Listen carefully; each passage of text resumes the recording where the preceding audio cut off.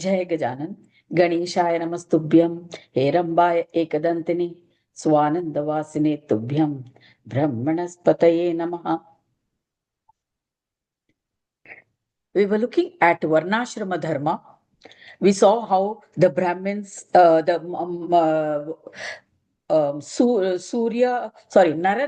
was telling Markandeya Rishi about his dharma as in answer to his question of after attaining Shanti Yoga, I want to know more about this Maya and her role. And then so he decides to explain the entire thing about the how um, the classification of people, or we can say how people are divided and how the functions or their behavior conduct is determined, or I mean how it is influenced. How that influences the caste system or the division of the people. So then we saw that when a yogi, he becomes, when he attains the state of a yogi, he becomes devoid of any danda. There is no tridanda or any other dandas. He is beyond any danda, and because for him, the deity of worship is Vinayaka, because he has no Nayaka. Vinayaka is only God or deity who has no other leader for him or no one superior to him. And so Vinayaka is Parabrahma. So Markandeya Rishi, after listening to all of this, asks further about the caste system, various divisions of the people into Brahmins, Kshatriya, the Vaishyas and Shudras. What are their functions? Tell me more about each one of them. So Narayana tells Markandeya, castes are further subdivided. This generally, broadly, we can say Brahmins, Kshatriyas. Brahmins are the ones who are the teachers, preceptors, guru, the ones who chant the Vedas, mantras, perform yagnas and yagas and all. Kshatriyas are the warriors, warrior class. Vaishyas are the trading class, the people who carry on business. And Shudras are the service class. So, inside this broad category, several castes emerged. How did they emerge? They emerged because of Vyabhichara. Vyabhichara, or you can say indiscretion and transgression. How did these subcastes come into existence? Generally, as on today, when we say the caste system in this country, we are conduct caste census has already started in some of the states. They asked for what is a caste, what is a subcaste, and everything. Generally, it is believed varnashrama. When we term varnashrama, it doesn't mean the color of the skin.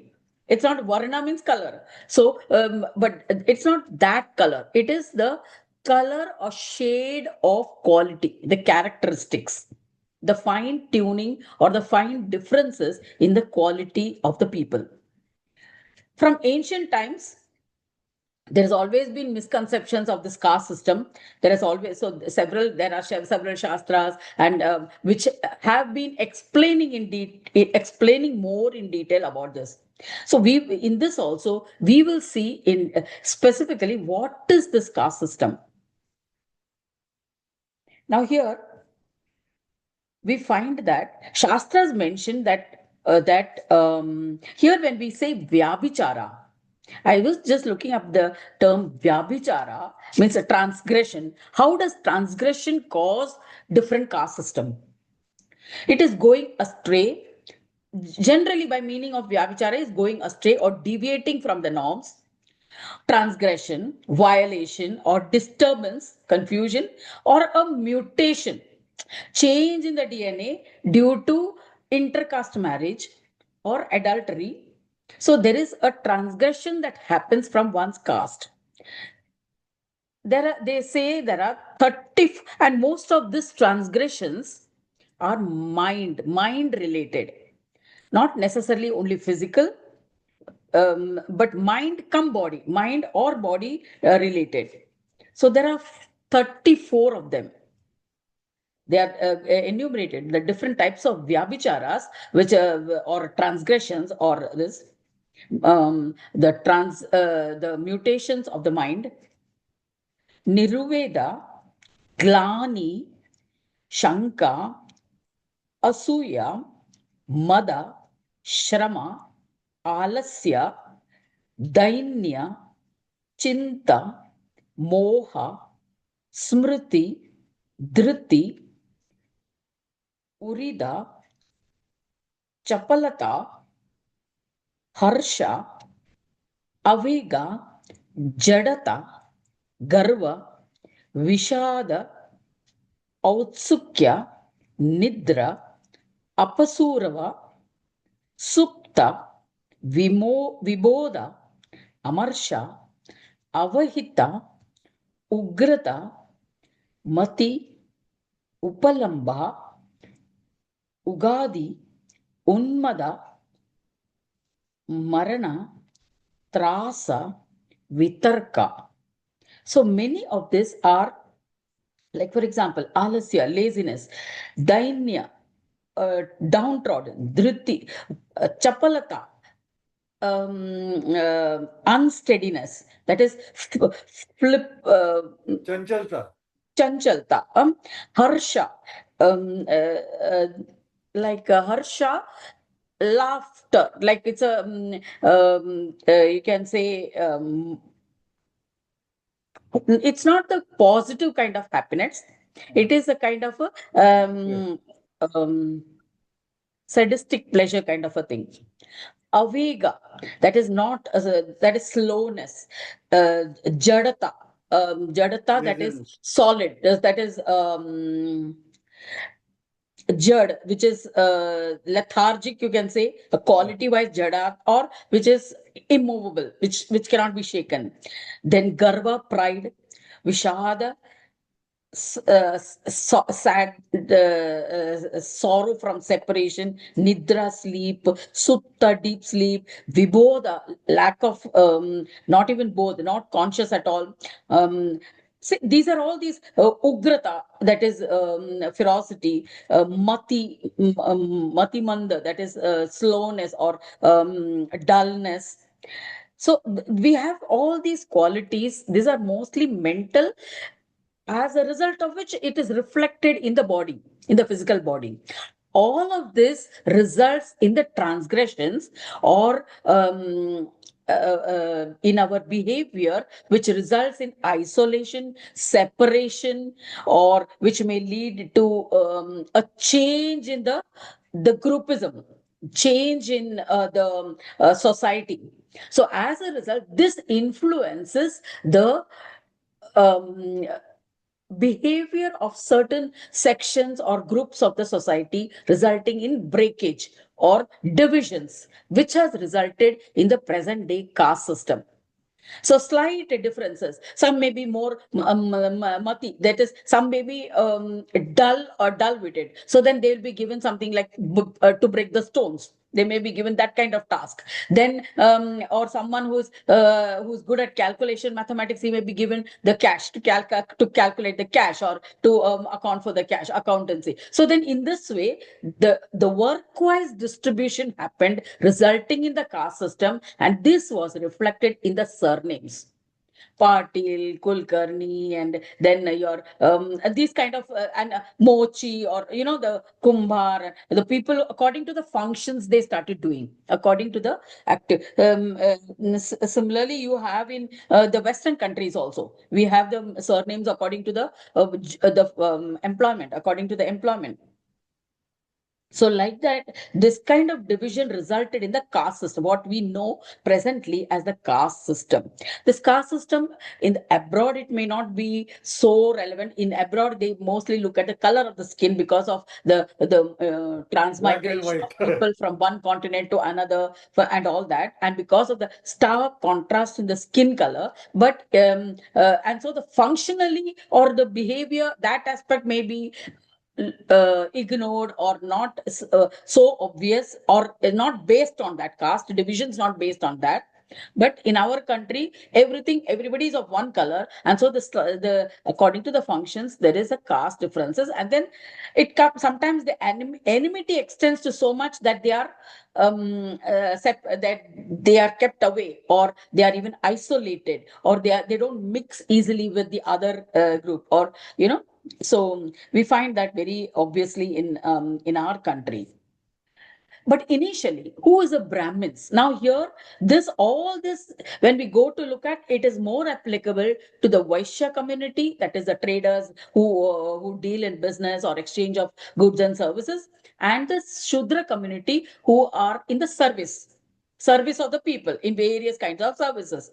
But Kshatriya are mostly with relation to warriors. So you can find them all in the army. So there is not much of a classification amongst them, except for us, they may carry weapons and do other things.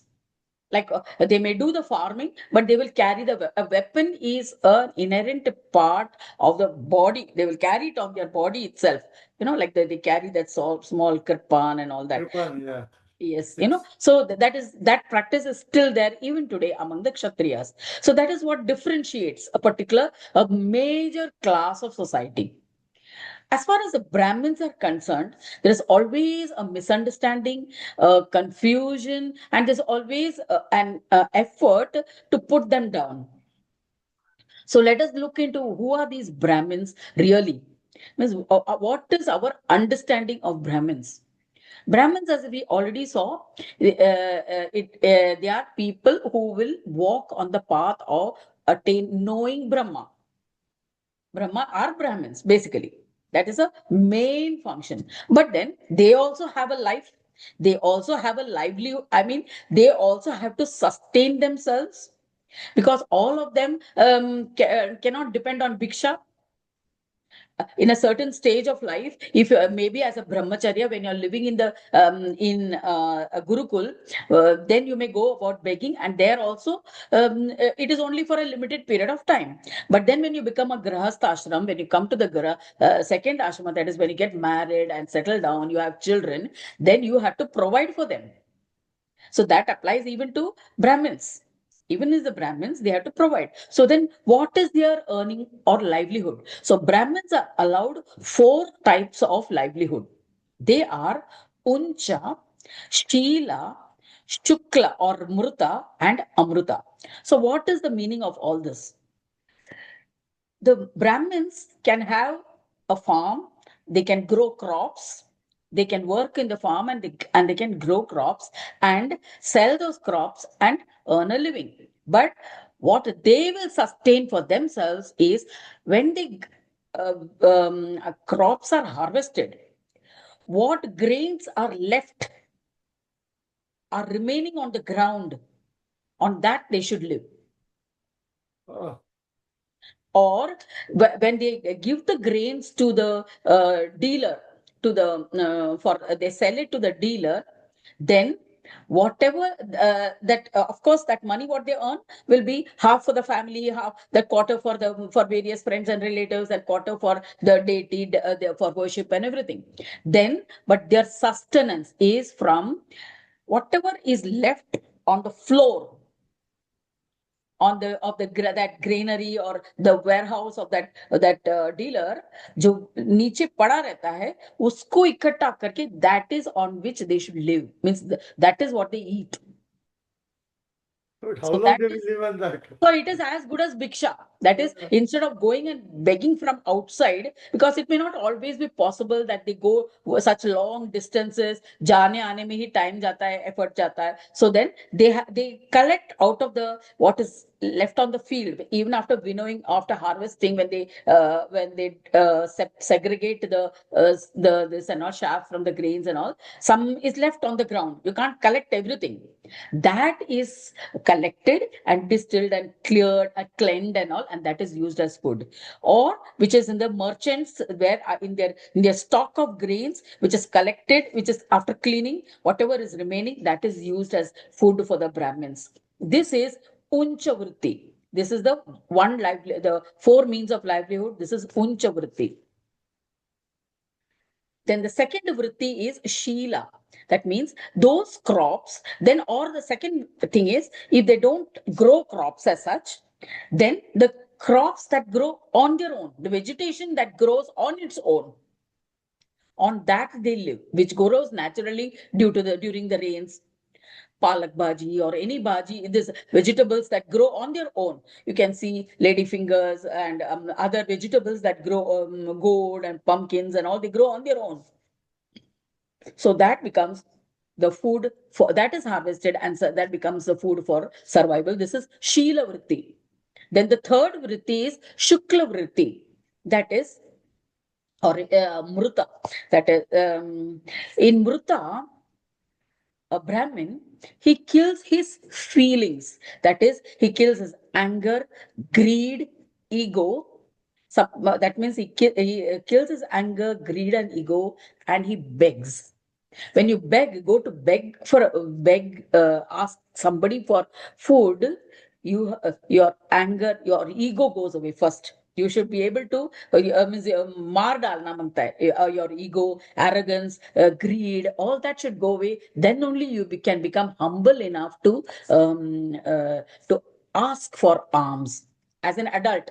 As a child, as a brahmachari, it becomes your right or a duty. You can go just, ha, guru ne bola, jaake mang liya.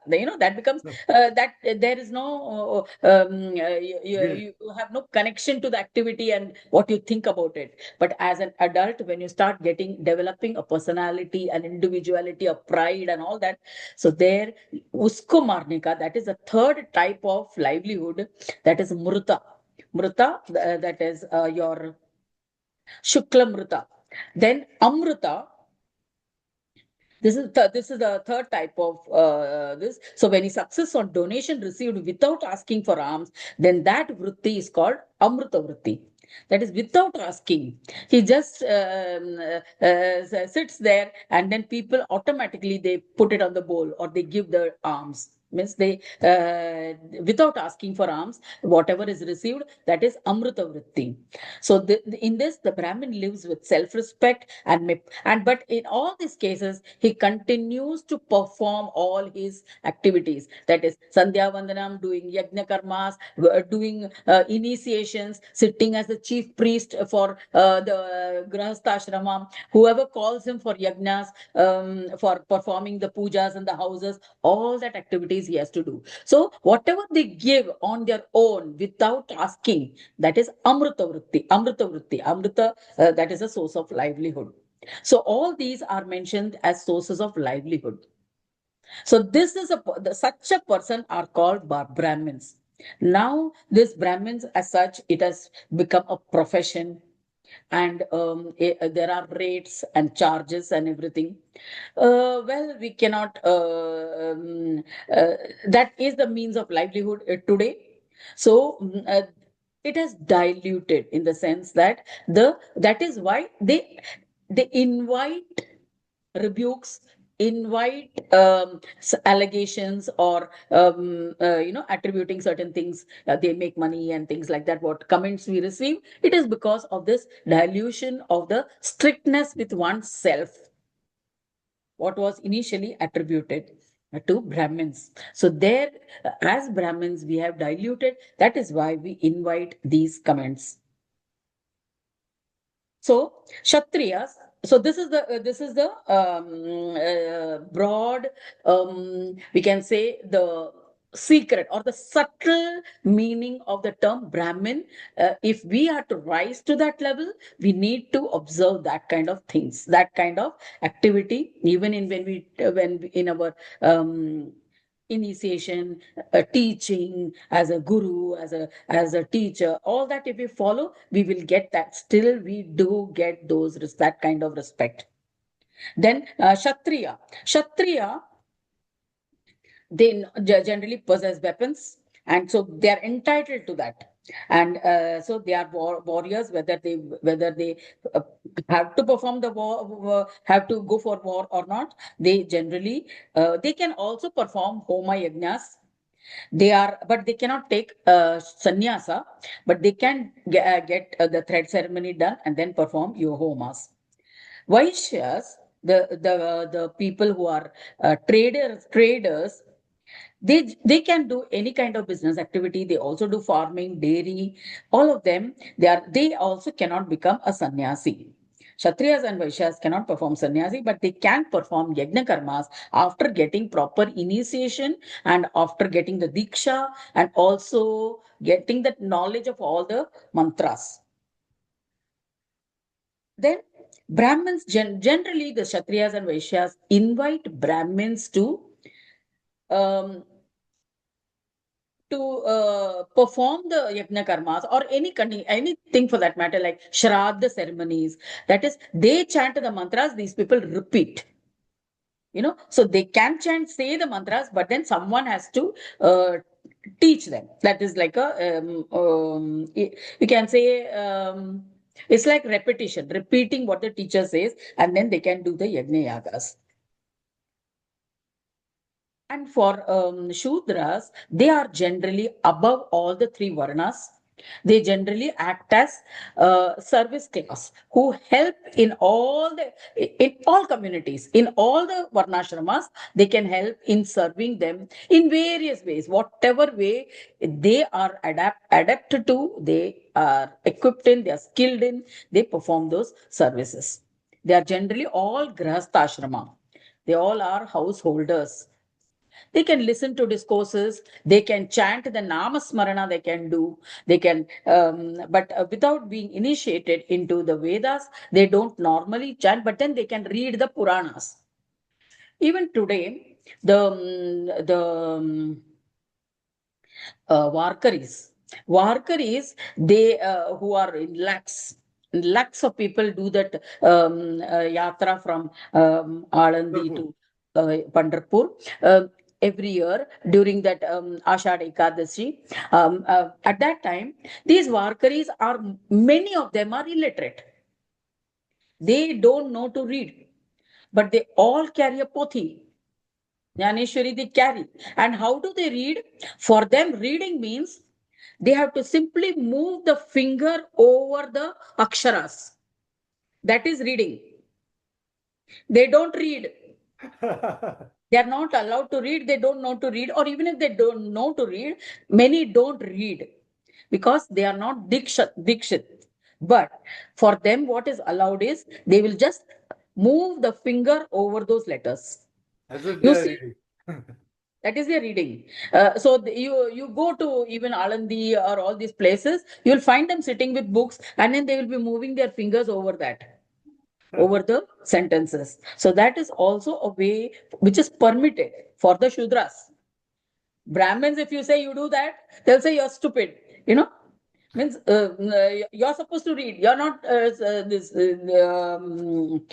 allowed this kind of things, right? So that is for Shudras, which is permitted. And for them, they will get the fruits of that. If Brahmins or Kshatriyas will do that, they will not get the fruits by doing that and saying that I've finished one reading of the whole Puran. No, you have to read. And then for Brahmins, so you should contemplate on that. Then only you can actually gain the benefits, fruits of your actions. There is no escape there because you are given the benefit, or you're equipped with sattvic qualities. You are equipped with that certain percentage of brain power, wisdom, sattvic nature. So you should make use of them. There you cannot go to sleep. If you go to sleep, it is vyabhichara. It becomes a vyabhichara. Transgression means your mutilation or adultery. So Shudras are permitted to listen at any time. They belong to the lower caste. See, it is considered lower in the sense that it is more physical, gross in nature. How do we grade a thing? Quality. Even in among emotions, when we say anger is a lower kind of emotions, anger, greed, jealousy. But on the other hand, higher emotions like love, generosity, gratitude, compassion, all those are higher emotions. So they require a certain refinement of the mind, chitta, of the mind matter. Then only you can feel those emotions. You can vibrate. You may feel sympathy. You may feel an attachment. People generally take love as attachment. Attachment is considered as love, and that is a lower variety of love. Love, you can say, because it is more gross in nature. You are more material. You are attached to material. So there is gradations in all of them, and accordingly we are classified as castes, or as is generally known. So this is the custom that has been followed since ancient times. And those who follow these customs, these and follow these lifestyles, then they will get certain lokas. For example, Brahmins who follow their dharma properly, according to the dharma, they will get Brahmaloka. Kshatriyas will get Indraloka. Vaishyas will get Vayu Loka, or all the other lokas of gods, Vayu, Agni, and all of those. And Shudras will get Gandharva Loka. Gandharva Ah, Loka are celestial beings. This has been said in the Pandits, and they will earn rewards based on their karmas in these lokas. And according to their karmas, they will be able to enjoy these lokas. And then Shinai Punya Martya Loke. After the punyas are all exhausted, you come back and take birth on earth. So these are the various varnashramas, or castes, subcastes, and how the caste system was designed in this country. Now, again, how after death also, this thing is carried forward. All these practices are carried forward. So in this country, like when a girl is born, as I told you earlier also, up to 6 years, three people have right. So up to 6 years, Chandra, Gandharva, and Agni are the deities who take care of the girl child up to the age of 6. That is why, up to the age of 6, we must see that the girl is very much protected, does not is um, either with the parents, or so, is not she should be well taken care of, because in the first 2 years Chandra takes care. Chandra, she's connected to Chandra Loka.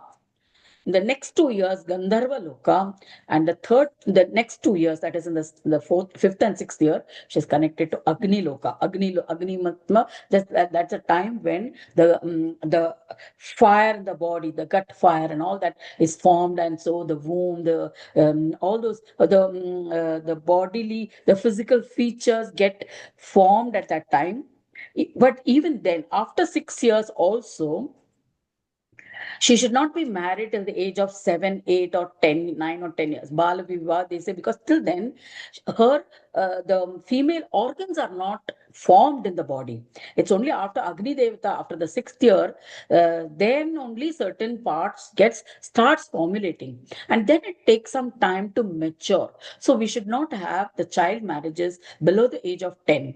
And even then, after 15 years old, now of course, in the end of Kali Yuga, maybe she can start delivering child at 12, 14, now also 16. Even then, sometimes it is premature, it is not healthy child, and all that, because the girl herself has not formed all those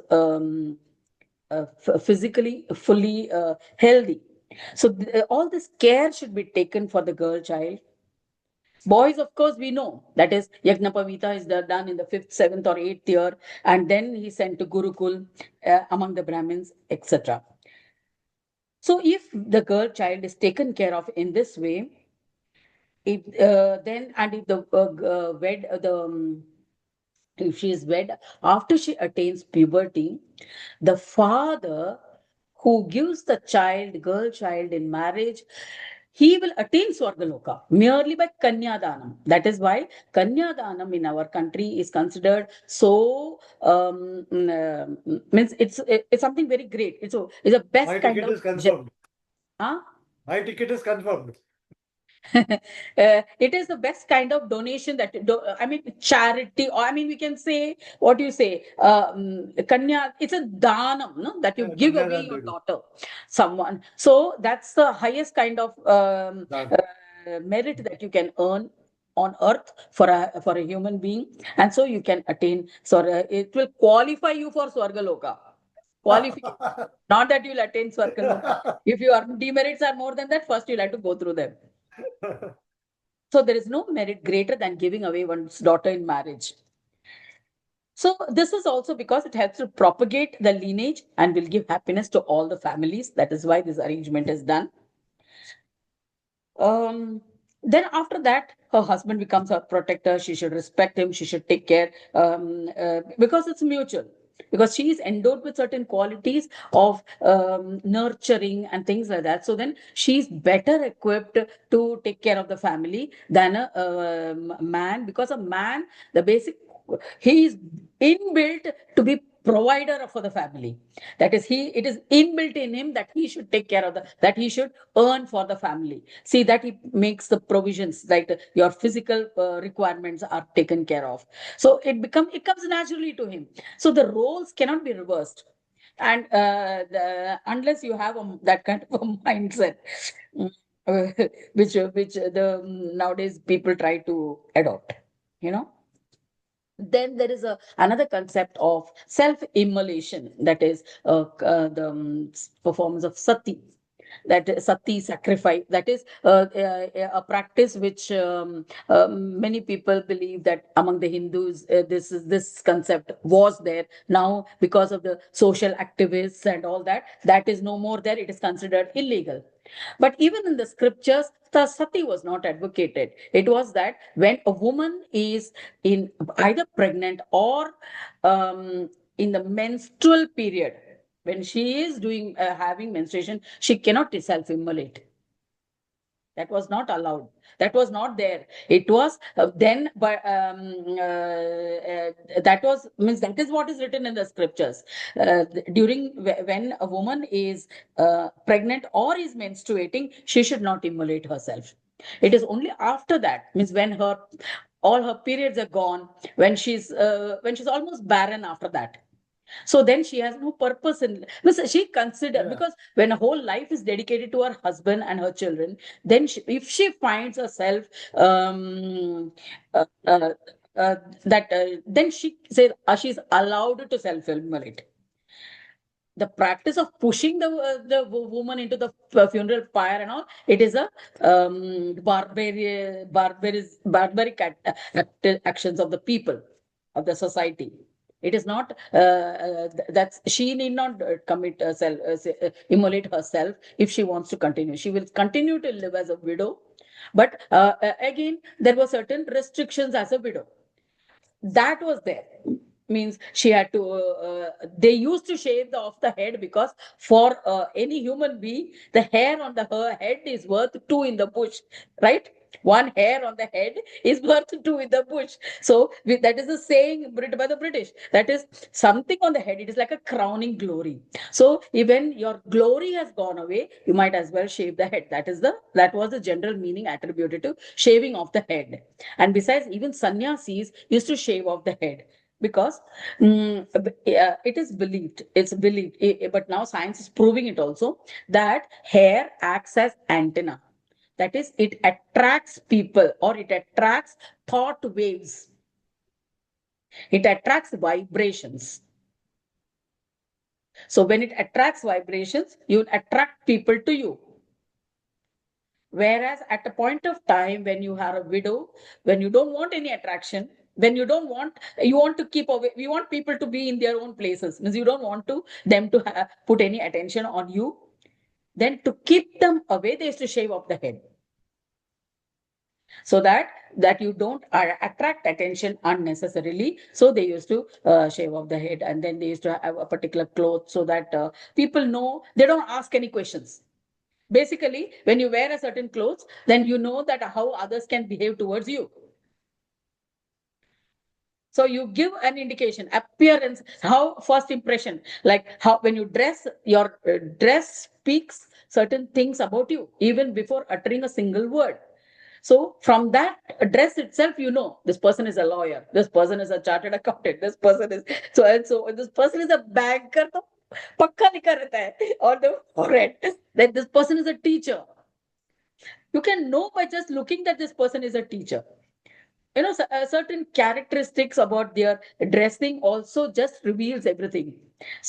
So that is an unspoken language, a non-verbal method of communication. So certain kinds of dresses, attires are done for that. Otherwise, yes, and for that, detailed descriptions are also there. How they are permitted and how they are not permitted. It is a general way of guidelines, and many of these expositions are details written by others. It is not in the original scripture. Then it's a man's duty to perform the rites of the deceased ancestors.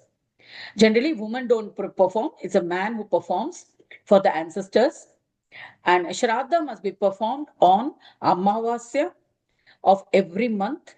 Pinda Dana is given, that is balls of rice for respect, and this qualifies the doer for rewards of worldly pleasures and liberation. So a person who does Shraddha ceremony, that is for offering the offering rice balls for, because it is believed that the energy from that will reach the ancestors.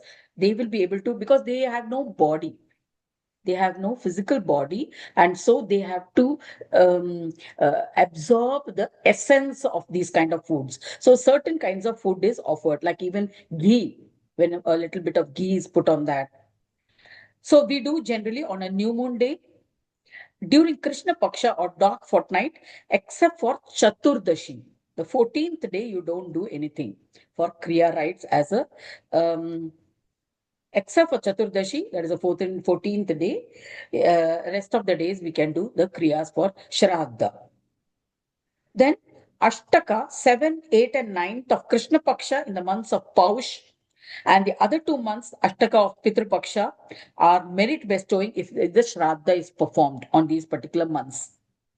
Then the 13th Tithi, Yugadi Tithi, Manavad Tithi are also appropriate, because certain dates or certain days or certain tithis are very good for doing Shraddha, because it is believed that the gates to the ancestor, the Pitra Loka is open, and so they can get easy access to, because of the positioning of the Pitra Loka. From there, they can get access to whatever offerings we make to the Pitras or to the ancestors.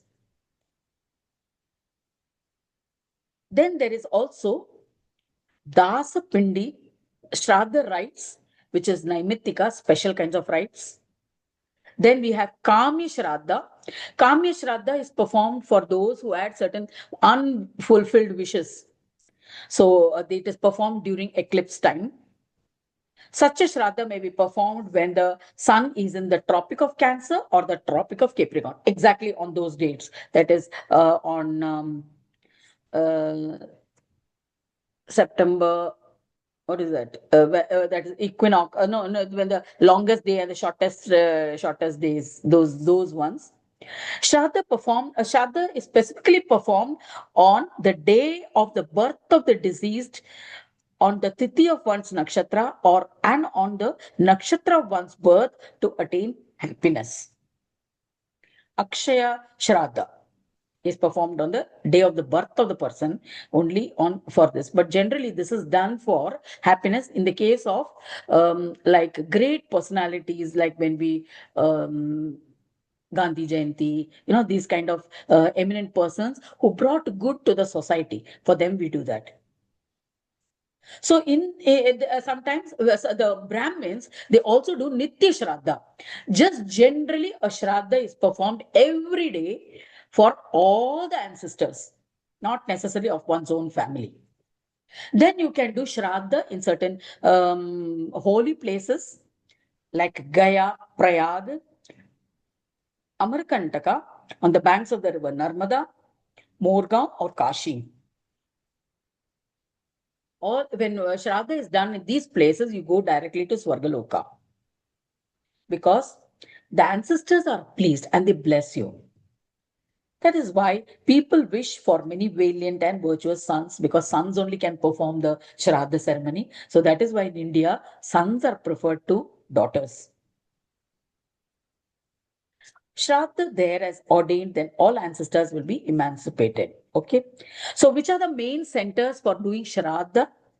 The Tirtha Kshetras are Varaha Mountain, Gaya, Mayuresh Kshetra in Morgaon, Kashi, Ashtavinayak Kshetras, Gangotri, Prabhasa, Bilvaka, Neela Mountains, Kurukshetra, Setubandhu, Bhrigu Mountains, Mahalaya, Kedar, Falgu Tirtha, Naimisharanya, etc.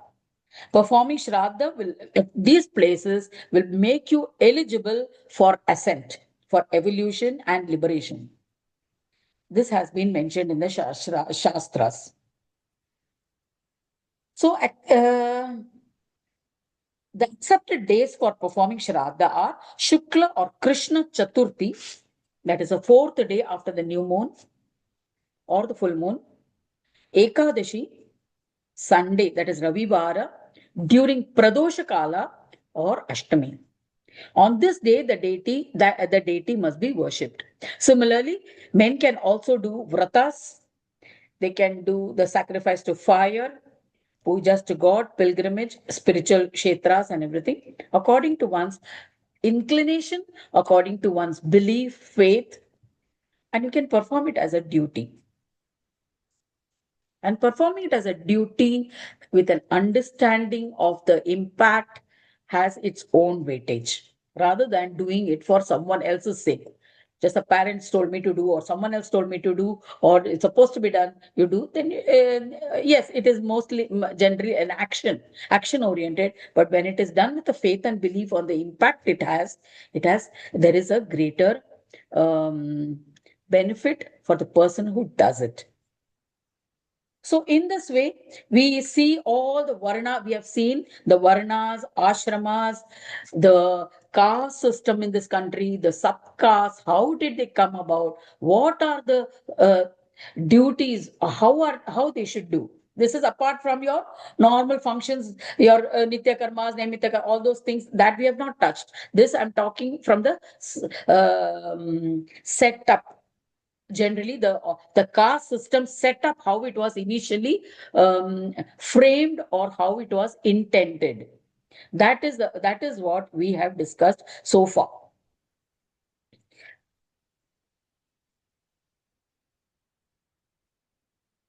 So generally, what we see today, women, what we was given in the scriptures, many things are not prevalent. But what we see in society is trade system is followed by major groups, persons who are engaged in education and research also, like as if like a business. Writers, artists are there. Persons employed in military or engaged in the governing or ruling are the Kshatriyas. Persons doing trading, farming are the Vaishyas. Persons providing service to others are the Shudra class. So, this is the caste system according to the ancient Indian civilization. There may be confusion about the word Shudra, but it is defined in the Bhagavad Gita as a social group rendering service to society. The ancient trade groups were based only on the aptitude and nature of the work done and not by birth. Yeah, so the wrong understanding or a wrong deduction that it is by birth that the caste system comes is wrong, and it is not given anywhere in the scriptures also. It is from the aptitude on the gunas of the person and according to the work, nature of the work done. Gotra is by birth, remember. Gotra is by birth, but not the caste. So, any questions on this, or any you want to add any comments or any points to this There is discussion? one state somewhere in Northeast where you are not allowed to put your caste. Only name and father's name. No caste. Only one state in India. Which is that state? I don't remember that, but somewhere in Northeast, that upper belt.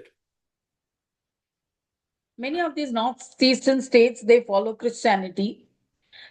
Christian religion is there because of the influence of the invaders, and there are also some Buddhists are The there, missionaries. missionaries are there, lots of missionaries are there, so their influence may It's be there. only for conversion. Yes, so this is the discussion we saw in detail about the caste system. Now the efforts made by the government to revive this caste system, or to still um document the various caste systems by way of census and all. It is a good exercise, but that good exercise, it should be restricted to maybe like understanding what kind of jobs can be offered to what kind of people, to which groups of people. But even there, there is always objection from the lower caste or the Dalits and all that. We have the knowledge, and we want to occupy the higher positions. So here, the caste system has totally got disrupted, we can say, because of the globalization, accessibility of the internet, and accessibility of knowledge, and for everybody, for anybody and everybody who has access to technology. So the ancient framework, we can say, is outdated. It cannot be said that it was wrong, or It is a it cannot be broad thing. applied. It may be outdated in a certain aspect, but still, when we go to study the capacity utilization of the mind, the equipment with which a person is born, we can still rely on that ancient caste system framework, which is why even today we can say so many South Indians are more in the where mind related jobs, they get the preference, or even the people from Punjab and those kind who have better build of the body, they go for army, they go for the defense and this, and then generally the others who are menial laborers, who don't have, they just cannot study, they cannot read, they'll run away from the school also if you're made to sit, or they will be sleeping there because it doesn't enter, because it is like suffering for them. They can't, it's like a torture for the mind. So they might as well, they may be good at breaking stones, or they may be good at sculpting, or any hand work related work like weaving, or any activity to do with your hand skills. So might as well give them that, recognize that, respect that. Respect is what is actually necessary, rather than provision, or the quota systems and all that. Respect for the work that they do, The quota and system accordingly get rewarded. is outdated now. Actually, quota system. Outdated, There should yes. be nothing Quota like system quota. doesn't work. It doesn't work. It's going to upset your system structure, or even the working of the administration. It will upset the whole framework. It will not deliver what the government intends. Means whatever plans is made, it will not get delivered properly if you put quota system for that kind of thing. That's a different ball game altogether. So this should not be mixed up. So politicians who have this aim in mind of trying to capture the voters by inducing them with this kind of benefits is not going to work. It's not going to work. Give them what they need, they'll be happier, right?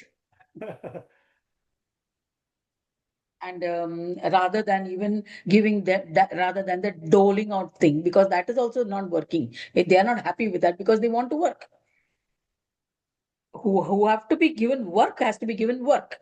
You can't substitute that for something else, and then tell them you remain sleeping. You can't tell a butterfly don't fly. No, can't. So, but it is the nature of the butterfly to fly. So you will have to provide space and the stew for it to fly. So that kind of environment is necessary. So with this discussion, we'll conclude today's. So um, 1 minute, just thank you so much. So it's been